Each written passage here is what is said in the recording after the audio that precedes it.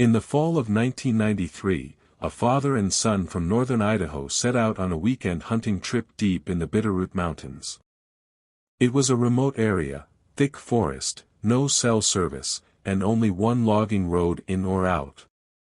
The father, a seasoned outdoorsman, knew the land well. The son, just 16, was tagging along for the first time with his brand new rifle. They set up camp by a riverbank just before sundown, cooked some canned stew, and turned in early. Around 2 a.m., they were woken by a loud snapping sound in the woods, not an animal, not branches. Something sharper. Like wood cracking under pressure. The father unzipped the tent and shined his flashlight into the trees. Nothing. They listened. Then, from deeper in the forest, a scream. High-pitched, human, but distorted. It stopped suddenly. The father whispered for his son to stay inside the tent. He stepped out with his rifle. A few minutes passed. Then the boy heard his dad whisper yelling his name, frantically, from a distance. He stepped outside, but his father was nowhere in sight. He walked a few feet into the dark with the flashlight. That's when he noticed something wrong. The voice calling his name, it was repeating. Same cadence, same volume, same inflection. Over and over, like a broken record. It wasn't his father. Panicking, he sprinted back to the tent, but it was torn open. His dad's rifle was there. But his backpack was gone. He spent the next 8 hours huddled in the dark, holding the rifle, not sleeping, just waiting for daylight. At first light, he ran the mile to the Forest Service road, flagged down a truck, and was taken to the nearest ranger station. Search and rescue combed the woods for weeks. No trace. Not a single footprint, bloodstain, or sign of wildlife attack. But the creepiest detail. 3 days after the search ended, the father's backpack was found hanging from a tree branch, 40 feet off the ground. The contents inside were completely dry. Not a scratch on them. The father was never found. The boy never returned to the woods. And to this day, Bitterroot locals still talk about the Echo Man, a voice that mimics your loved ones from just beyond the tree line.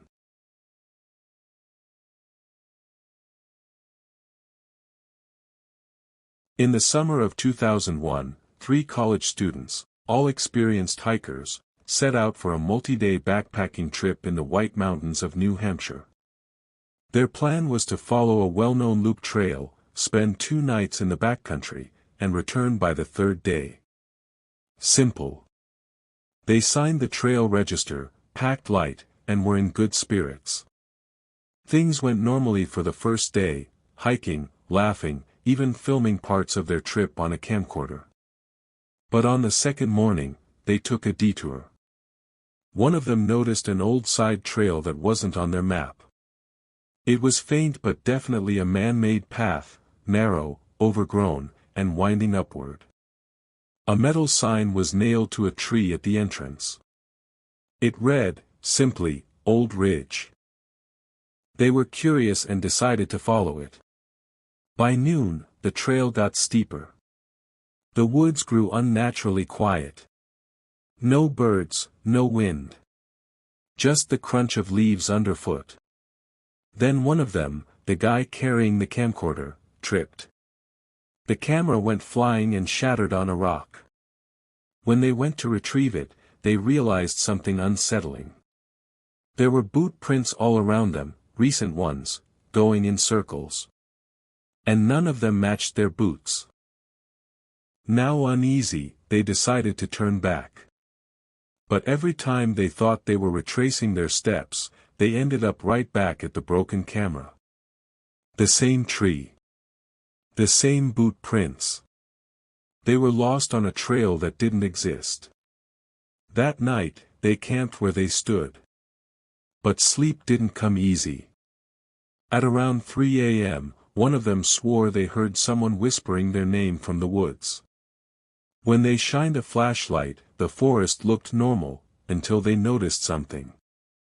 Way up in the trees, 20 or 30 feet high, there were carvings, symbols and words etched into the bark. The carvings were fresh. And some of them were the students' names. By morning, they were in a full panic. They abandoned their gear and ran in one direction, hoping to hit a road, a stream, anything.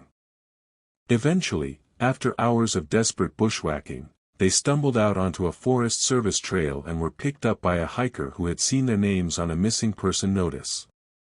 They were 18 miles from where they were supposed to be. When rangers investigated, they found the gear. The broken camcorder. But no trail called Bold Ridge was ever on the official maps. The sign was gone. And here's the part that gets me. The camcorder. It had a single frame still intact. Just one.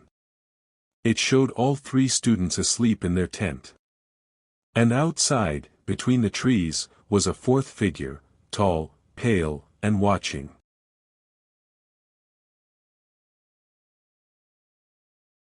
In October of 1993, a wildlife biology student named Lauren accepted a solo research internship at Great Smoky Mountains National Park. Her task was to monitor local bat populations for white-nose syndrome, a fungal disease, and she'd be camping for several weeks near an old cave system off-trail, deep in the Tennessee side of the park. Lauren wasn't new to the wilderness. She'd grown up hiking with her dad, spent summers in Montana, and knew how to handle herself. But something about this assignment felt off. Her supervisor dropped her off at the site with basic supplies and a walkie-talkie, but when she asked about local predators, he paused. Then said, half joking, "Nothing you can't handle, just don't follow any whistling after dark." She thought it was just park ranger folklore. The first few days were uneventful. She recorded data, logged bat patterns, and spent her evenings journaling by lantern. But on the 4th night, things changed. Around 2:30 a.m., she heard something outside her tent, a scraping sound. Slow. Deliberate. Like claws dragging across stone. She unzipped her tent just enough to peek out with her flashlight. Nothing. Silence. Then, just as she settled back down, she heard it again. But this time, it was on top of the cave. Moving slowly. Crawling. She pointed the flashlight upward, catching a brief glimpse of something. Something long. Pale. Hairless. It moved unnaturally, like it had too many joints, and not enough bones. She didn't sleep that night.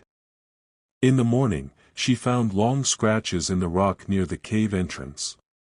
5 streaks, deep and parallel, like a handprint. But each finger was twice as long as hers. She tried to radio her supervisor. No response. She hiked 2 miles uphill to get signal. Still nothing. But when she returned to her tent, her lantern was lit.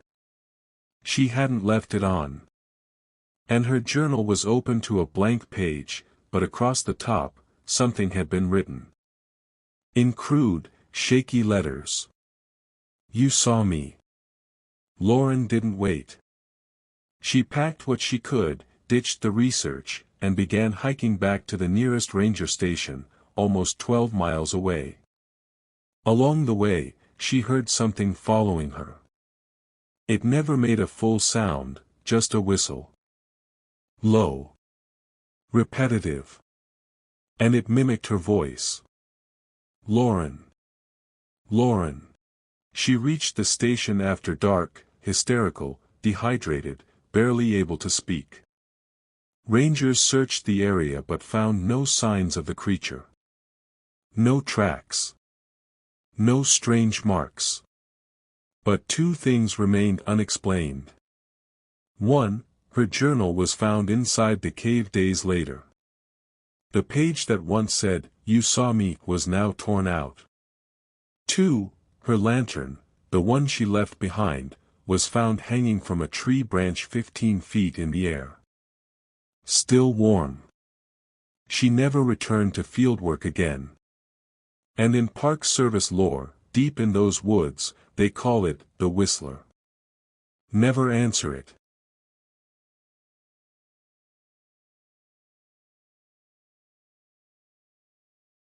In the summer of 1984, two brothers, Marcus and Joel, took a weekend trip to a hidden lake in northern Minnesota called Lake Rosette. It wasn't on most maps, and local fishermen only referred to it in passing, usually with a shrug or a muttered, "You don't want to camp there." That was exactly what drew Marcus in. He was a photographer for a regional outdoor magazine, and he'd heard stories about the lake from a retired park ranger, that it was always quiet. Too quiet. No animals. No fish. Just water like glass, and a shoreline filled with old tree stumps and fog that never lifted. Joel didn't believe in superstition. He was just tagging along to drink beer and get away from his job. They arrived late Friday, just before dusk, and found the place exactly as described. Dead silent. No birdsong. No insects. Not even the wind moved through the pine trees. The lake didn't ripple.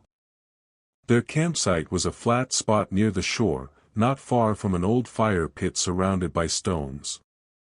As they unpacked, Joel noticed something carved into one of the rocks, "Still here." The words had been worn down by weather, but they were deep, too deep to be done with a knife. Marcus joked that it was probably a prank. But neither of them laughed. That night, as they sat by the fire, Marcus wandered off to take long exposure photos of the shoreline.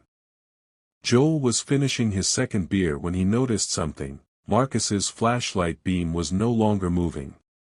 Just stuck, pointed at the water. Joel called out. No answer. He walked over, and found the flashlight on the ground, lens cracked, still turned on. But Marcus was nowhere in sight. Joel searched the area for an hour, calling his brother's name. He thought maybe he fell into the lake. But there were no splashes. No footprints in the mud. No drag marks. Nothing. It was like Marcus had evaporated. Joel radioed for help. Rangers arrived at dawn with dogs, divers, and drones. But no trace was found. Not even a single piece of clothing. Eventually, Marcus was declared missing. Joel, broken by grief and suspicion, moved to Chicago. But the story didn't end there. 6 years later, in 1990, a couple hiking near Lake Rosette found something washed up in the reeds. It was a waterlogged roll of undeveloped film inside a rusted canister. Rangers processed the negatives and were stunned. The final image on the roll showed Marcus, looking terrified, waist deep in the lake. Behind him, in the water, was a second figure. Pale. Hairless. Barely human. Its face leaned just above the surface of the water, inches behind Marcus. Its eyes weren't eyes. They were perfect black mirrors, reflecting back the lake. The photo was real. Undeniably authentic. To this day, no one knows how that film survived. Or where Marcus went. And if you hike up to Lake Rosette, locals say, on quiet foggy nights, you can still hear the sound of a camera shutter. Once. Then again. Then nothing. Because Lake Rosette doesn't just take people. It remembers them.